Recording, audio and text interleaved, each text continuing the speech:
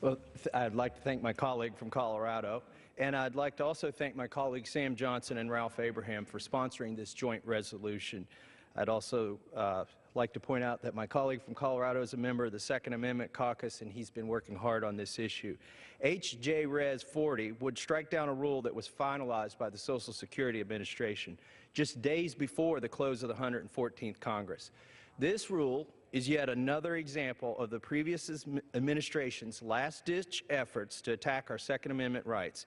Any attempt to curtail the right of Americans to defend themselves and their liberty is untenable.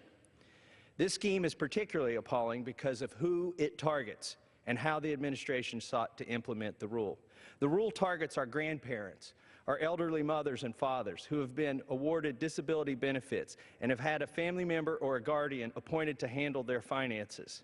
They haven't committed a crime or demonstrated that they were a danger to society. There's no trial, no presumption of innocence.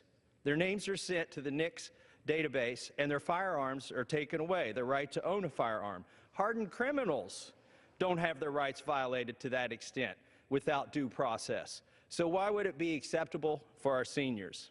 These men and women have worked hard to raise families, worked a job, and paid their fair share of taxes. Now they are being told that in order to receive their Social Security benefits, they must first surrender the fundamental right to defend themselves. Is this level of pettiness to which we have sunk? The House and the American people have soundly rejected gun control in all of its forms year after year. Yet this last administration bypassed the legislative process, imposed a rule, and completely disregarded due process in order to strip seniors of their constitutional rights. Our seniors deserve better than that. This rule is not about protecting anyone. This rule should be seen for what it truly is: awful, politically motivated, and a dangerous infringement on our Second Amendment rights.